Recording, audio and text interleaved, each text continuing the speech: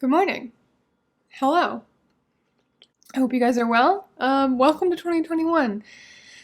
We did it, and I'm here. Let's talk about 2020. I don't think I have any really hot takes about 2020. I think enough has been said about that year.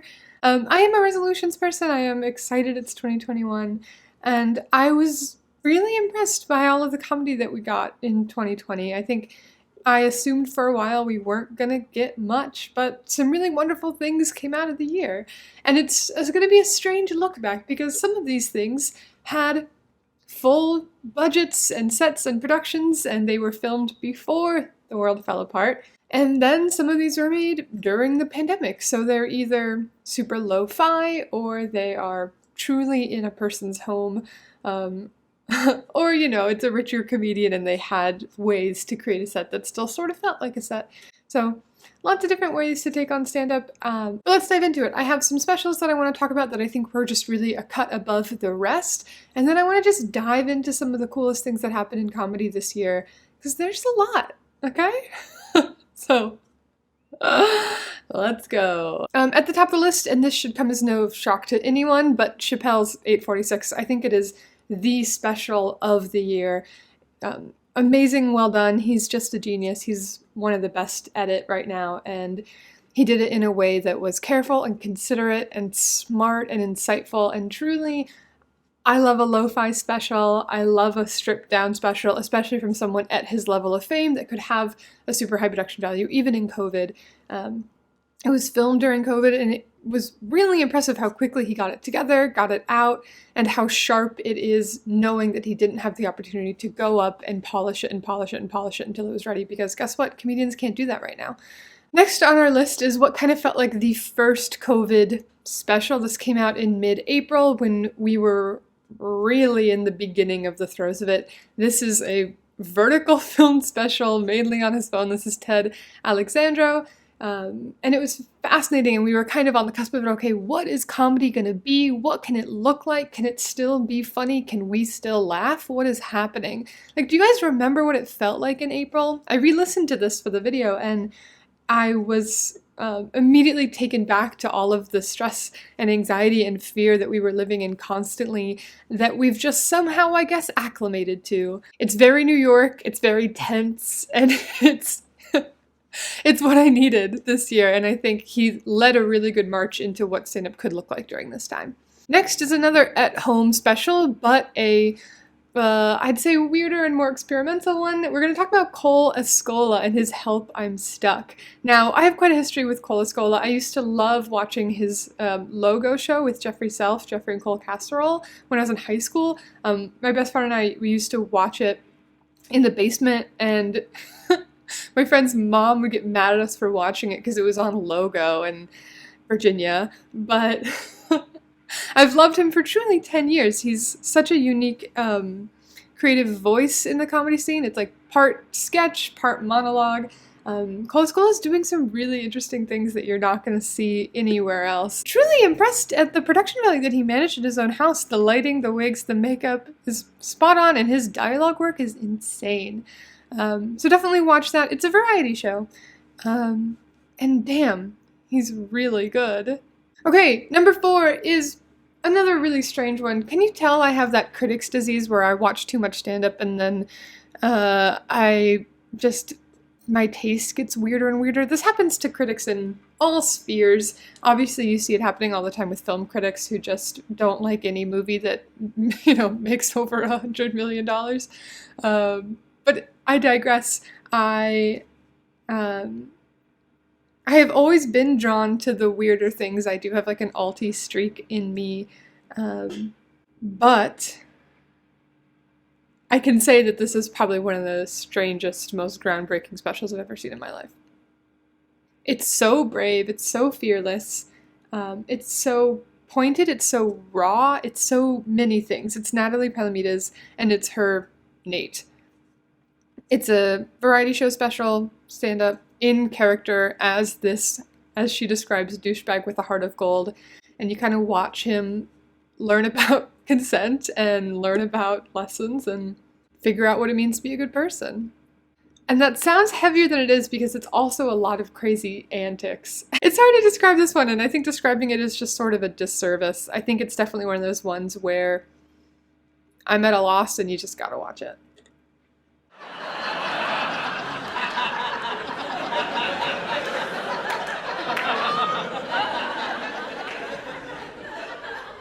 Wow.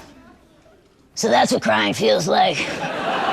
Number 5 will come as no surprise to anyone, and it's James Acaster. Now, this is another one with an asterisk because it didn't really come out. He did a one night only, and it'll probably come out for real sometime in 2021.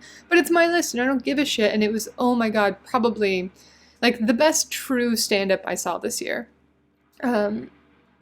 Amazing. And it's really fascinating to be coming from James Acaster because it's not at all the type of stand-up he normally does. He normally does fictional, strange, surreal, arm's length stand-up, and for the first time he's like talking about breakups, talking about mental health, talking about breakdowns that he's had and freakouts, and it's him at his best. And I'm really excited about what that means for the future of his career. Like, he's gonna just have this insane arsenal now where he can do so many different things, and I love that for a comedian. Like, his tool belt is just out of control.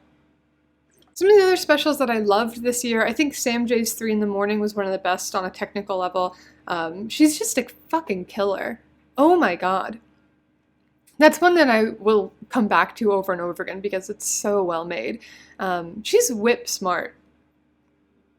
She's whip smart, and SNL's lucky to have her because I think she could be she could be doing a lot right now. Alive from New York is another SNL baby that I didn't think I would like. I wasn't impressed with Pete Davidson's stand-up previously, but he's so young, and I thought it was super good. It was better than I thought it had a right to be. Douglas, obviously Hannah Gadsby's follow-up to Nanette, had some really great strong points. They're the ones who go out of their way to let me know that Nanette was not comedy, because it didn't make me laugh every step of the way. First of all, good. If that show made you laugh all the way through, what the fuck is wrong with you? I love when she talks about art history. That's, I think, when she's really at her peak. Rose Matafeo's Horn Dog was another one that I didn't know what I was getting into, but really impressed me, especially at the ending. Whitmer Thomas's Golden One. You know that Whitmer Thomas is my guy. He's hard not to love, and he's like who I would have loved when I was younger, and so I sort of feel sentimentally attached to him because I love my emo sad boys. I just do.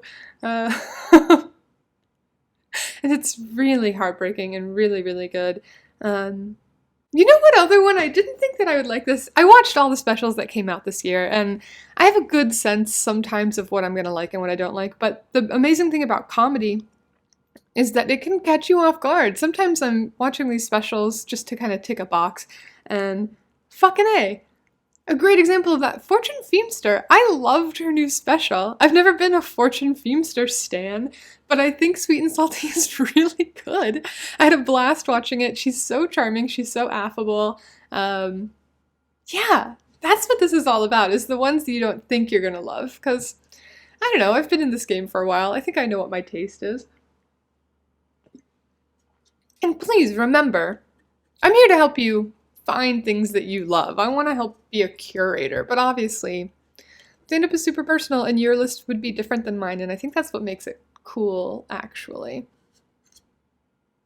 Whatever. Anyway, also I've been getting more into international comedy. You might notice that there were some, New Zealand, Australia, English voices on this list, but just beyond that, like I listened to a special from an Icelandic comedian recently that I adored, and I'd love to interview him at some time. It can be tricky because oftentimes that's like the whole special is just like, I'm from this country you don't know anything about, and then all the jokes are about that, so you don't necessarily get to see that much of who a comedian is and their perspective on things because they sort of just have to be their country. Tokenism makes it sound more dramatic, but that's sort of what it is. All the other Nordic languages are basically originally the same language from Old Norse, the Viking language, and Icelandic is actually the closest to the Old Norse. Not because we maintained it so well, no, we just didn't evolve as much for 600 years. I have been so stressed and overwhelmed by everything in the world lately that to just sit down and listen to someone talk about the difference between people from Denmark and people from Iceland was exactly what I wanted. Meanwhile, basically, while we were like struggling, like Danes were building factories and having infrastructure, we were trying to not die. Like, hey, Iceland, how's it going? We just opened a Carlsberg brewery. How are you guys doing? Yeah, volcano, everyone is dead. Okay, good luck with that. See you in week 25. This is not going to happen. It made me feel like a kid again. I really like it when I don't understand the references in comedy sometimes. I know that some people hate that, but for me, it makes me feel like a kid again. Like I don't need to understand everything. I don't know what the stereotypes are about Danish people. Please tell me. It's just really refreshing, and it makes me feel like, again, a child. It feels nice and kind of safe in a strange way. Yeah, and I'm really thankful for that because the fact that I enjoy not understanding references, I feel like makes me open to so many other things in comedy. Because there's so much out there, and really Netflix has been amazing about giving specials to people from all over the world. I just made a video about being a judge for an International Comedy Award, so I feel like international comedy has been on my brain and on my heart lately, and I'm really excited to see how stand-up can make the world smaller. Because I don't think there's any better way to learn about a people than to see what they laugh at, to see what their values are, what they find funny. I think it's really beautiful, and I'm excited about it. Yeah, that's like a real thing that's making me happy lately. It's international stand-up. I'm also just tired of my country. And I like knowing that I can put on some international stand-up and not have to worry about having to hear about all the crap I don't want to hear about. So it's nice. It's nice. I'm sure, English people feel the same way when British comedians start talking about Brexit, but I'd love to hear about that. Please tell me that my country's not the only one that makes dumb decisions all the time. Anyway.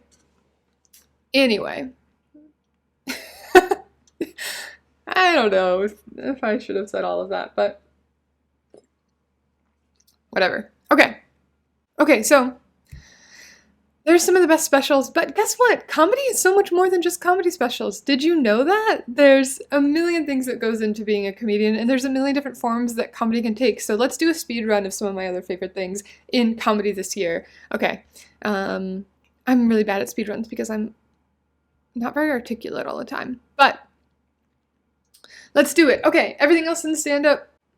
Favorite things, comedy, go. Katie, number one, I Said No Gifts. I Said No Gifts is my favorite podcast right now. I'm obsessed with it. I think I've listened to every episode.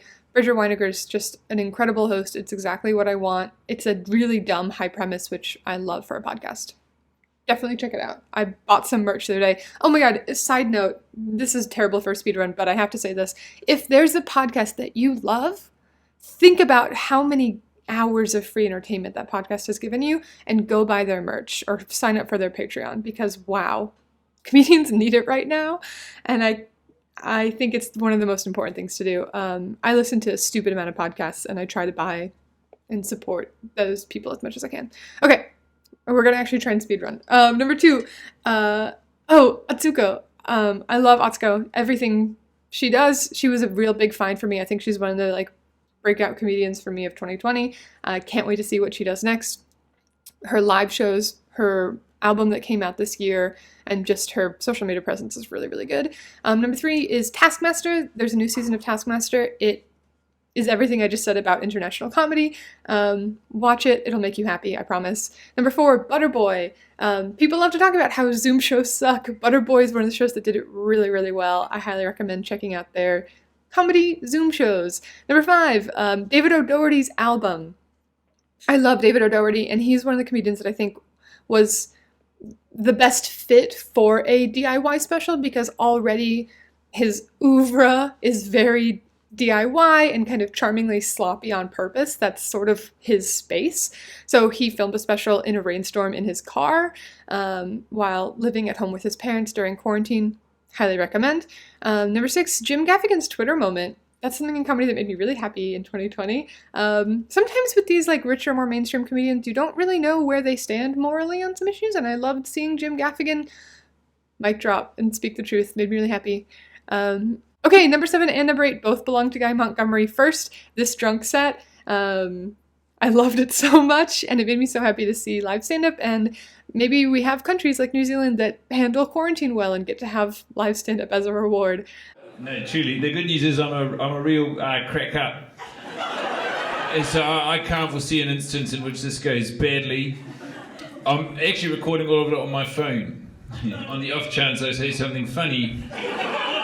And then number 8 is Guy Montgomery's Guy Mont Spelling Bee. I believe they're all on YouTube now. He had a spelling bee Zoom show during quarantine that was low-key hilarious, and I loved it. Number 9 is Nicole Byer.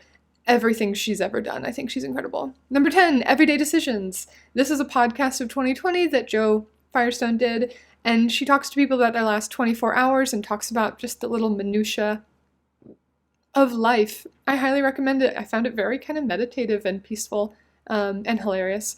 Number 11 is Seth Rogen's Instagram. I love seeing his pots, and I love that comedians and public figures have learned slowly that they're allowed to have hobbies and share those hobbies, and everything they post doesn't have to be about their work. I think it's really cool. Number 12, Amber Ruffin, full stop, everything she's done.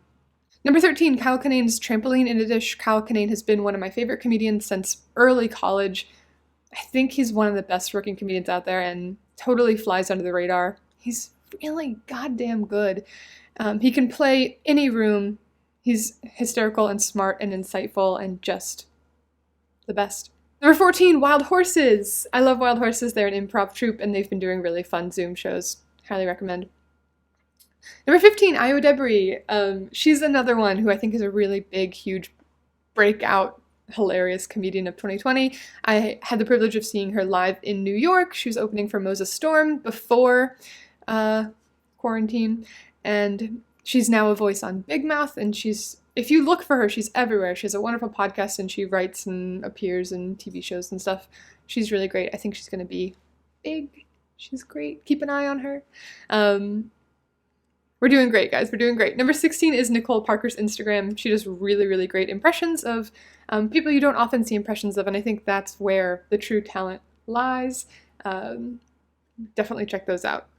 And then, in a twinkling, I heard on the roof the prancing upon of each little hoof. And laying a finger a side of his nose and giving a nod up the chimney he rose. Number 17 is Samaril and Mark Norman's YouTube chats. They've been doing the streams where they kind of just talk about comedy and their lives, and it's really lo-fi, and it just feels like you're kind of watching them FaceTime. And they're some of the best Cellar guys, in my opinion, and I miss the Cellar very much, so it makes me happy. Number 19, the first episode of Middleditch and Schwartz. If you're a true stand-up punk and you think improv is lame, watch Middleditch and Schwartz. They do 2-man long-form improv, and the first episode, I think, is the real star, so go enjoy it. Number 18 is Aaron Whitehead's Instagram comments. They're depressing and hilarious, and I love them. Number 20, Linda Underwear and the Sloppy Boys. If you don't know what I'm talking about, look it up. Number 21, the George Lucas Talk Show. Man, I have such a weird history with Star Wars. I truly don't care about Star Wars very much, but so many amazing creators that I love Star Wars. So somehow I've gotten really sucked into it. Just like tertiary Star Wars love. But the newcomers, their coverage of Star Wars, Jenny Nicholson, everything that she does about Star Wars, and most of all, the George Lucas Talk Show, which I've gotten completely sucked into. It's a real indie darling of this year, and I would watch anything Griffin Newman did. I think he's incredible. He's a real find of mine of 2020.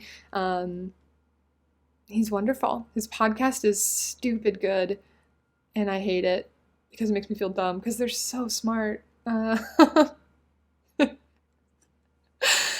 And his performances as Watto are incredible. I got to see him do a live Watto one-man show at the beginning of the year, and has anything made me happier? I don't know. It was so good. Oh, 22 and 23 are 2 other live shows that I got to see in January, February, and March before the world fell apart.